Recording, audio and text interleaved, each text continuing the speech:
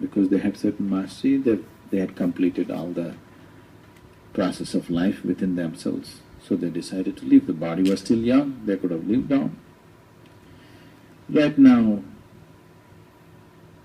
among us, there are many people that if we let them progress, they will leave because they've completed everything that they have to do. Their life is completely fulfilled, they will leave the physical body. So usually we peg them down on the last step so that the physical body also runs its full cycle. Such people are useful to the world. So I am always pegging them down on the final step so that they will… little bit of slavery, let them serve the world a little bit because they have a different sense of understanding and experience. They're useful people. If we let them go, they will go. This also needs to be understood. For most human beings, their moment of enlightenment and moment of leaving the body are same. Once your energies hit a certain peak, then this physical body cannot contain it anymore, it has to release it. These are the two things you need to understand. If the energies become feeble, then also physical body cannot hold it. This is what old age and death is. Slowly as your life progresses, as old age comes, your life energies are becoming feeble, the vibrance of the energy is becoming feeble. If this drops below a certain level, that person will leave the body. Because physical body, if it has to hold it, it needs a certain level of vibrance, otherwise it cannot hold it. So if it drops because of feebleness, we say he died out of old age. Very few people are dying out of old age. They're breaking something in their body before old age comes. Yes? You die of heart attack, you die of this or that. This means you broke something in your body. When people die of old age, they die in a certain way. It's slowly ebbing down because the vibrance is gone in life. This is old age and death. Another way is you pushed your energies beyond a certain intensity. Beyond that also the body physical cannot hold it, so it leaves. So when people consciously raise the pitch of their energies and leave the body, we call it Jiva Samadhi or Mahasamadhi. It's conscious. He fixes a time and date, and at that particular moment he works towards it and he leaves. It's the best way to leave the body. If one can do their death also consciously and gracefully, is it not wonderful? Isn't it the best way to do it? That's the best way to do it. What time he chooses is up to him. People who do not have this understanding or experience, suppose I decide to live at 60, people will think, oh, why, this is suicide, this is murder, this is nonsense. It is not so. You will never be satisfied. For somebody, there was a yogi in South India, whom I knew right from very early age. I met him in a strange way. His name was Nirmalananda. He lived in certain mountains in South India. I used to trek in these mountains a lot. So one of these, I'm alone usually when I trekked. I just take my motorcycle inside, park in the forest. I just live in the forest for a week or 10 days, depending upon how much food I have. After I run out of food, I come back. So this is rainy season and I've just been in the forest for about 5 days and I've run out of food and I'm all slush because I slept in the forest and it's been raining. Indian monsoons are like, they'll continuously pour for 5 days, 6 days, non-stop rain. So wherever you sit or stand, it's black mud. So I'm fully drenched in this and I came on my motorcycle. This is a little ashram, just a 4-acre ashram he's got. So I came, he's got many steps, he's got a little temple and a small place. At that time I don't get off my motorcycle, I ride up the staircases. So I just ride up and go right there. You're not supposed to wear your shoes there and go, but I ride right through and park it next to his thing and I go and stand there. I want food. I'm hungry for 24 hours, I've not eaten.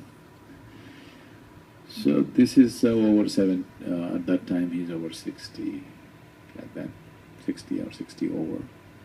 He's hugely respected by everybody. He lives alone. He's been in silence for 14 years. He's not spoken to anybody. He just saw me and he came and touched my feet, all my mucky shoes and everything.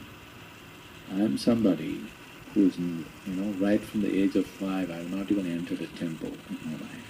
I refuse to bow down to any god or any human being or whatever. I won't. Unless they explain what is what, I'm not willing to bow down to anything. I will not even bow down in front of any temple or god. I've never prayed in my life. I just live the way I want. So here, this man was considered to be a great sage, and I'm just at that time 18, 19 years of age. And this old man comes and touches my feet. Sort of a little disturbing. But I'm not the kind to get disturbed. I brushed it aside and said, I need food. Because there's no other place there, I'll have to ride another 2 hours before I get anything to eat because this place is so isolated. So he took me inside and he, himself tried to unlace my shoes. I said, don't want. And I left my shoes outside and went in. He used to bake his own bread, gave me bread, all this. So after that I started visiting him. Not for spiritual reasons, just like that. Whenever I go, I just meet him. He was living so meagerly, so I would take something and give it to him whenever I went. I took something, some fruits or honey or whatever is available there. So this relationship was off and on. Whenever I trekked in the mountains, I see him. Now, much later, then I didn't go there. Then things happened to me in a big way within myself and everything changed. And almost after 17, 18, or maybe almost 20 years later, I go one day. Now my appearance has changed, everything about me has changed. Almost 20 years later. So I went and he didn't recognize me initially. Then I asked him, do you recognize who I am? He looked at me like this and he was still not speaking. He was still on silence. He said, you? He said, oh, you're the motorcycle guy he's telling me. I said, yes. And then, he really was very happy. I went, many things happened. A few years I kept in touch with him after this. Then at the age of 74 or 74, he decided to leave his body. See, he said, I want to leave my body like this. I want to die as a yogi, not as a rogi. That means I want to die as a yogi, not as a sick man. I don't want to get sick and die. I want to die with dignity. I said, fine, what's the problem? You leave. He is more an intellectually realized person, not energy-wise. There's no sadhana. So then he sat with me, he wept and he said, you must tell me how to live. I'm struggling with this. He also built his own grave and everything, got everything ready, but he was having struggles as to how to live. Then I had to teach him some simple methods, what he needs to do to leave the body, how he needs to prepare and all those things.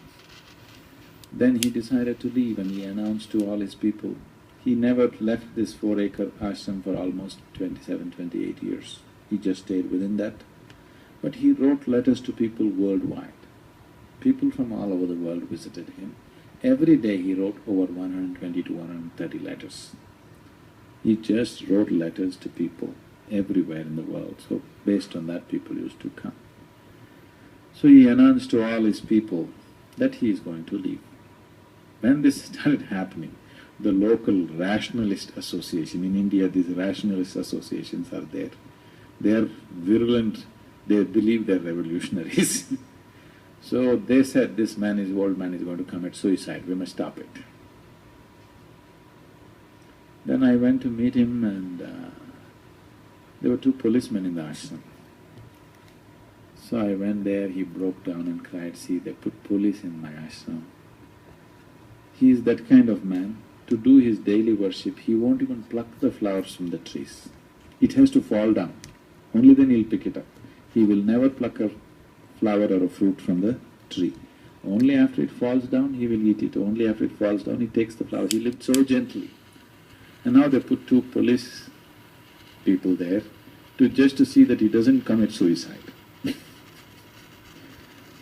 So he really hurt him. He said, see, they put police in the ashram, they think I'm going to commit suicide. And I said, don't bother, you do what you have to do.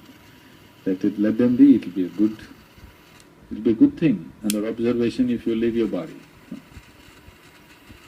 And I spent last thing, he said, a little bit, he spent some time with me because I guided him through a few things. In the last letter, after the thousands and thousands of letters he wrote one letter to me saying, this is the final letter I'm writing in my life and this is to you, and something thanking me for this and that. And about 50 people were sitting. He sat in a cross-legged posture in front of the police. He left his body. So this is conscious way of living the body. This is the best way to do it. If you do this, that is really the end. Normally when people die, you say they are no more, but that is not true. They are no more the way you know them, that's all. If you live your body like this consciously, you are truly no more, the game is up. It's a full cycle. Everything is back where it should be. For more on Sadhguru, visit www.ishafound.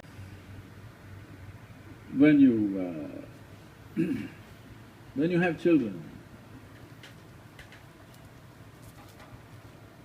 one thing is, the moment a child arrives, a whole lot of parents think it's time to teach.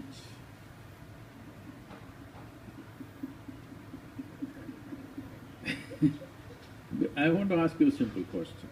Between you and your child, if the child is below 10 years of age, between you and your child, who is more joyful, you or the child? The child. Then you please tell me, who should be a consultant for life? The miserable one or the joyful one?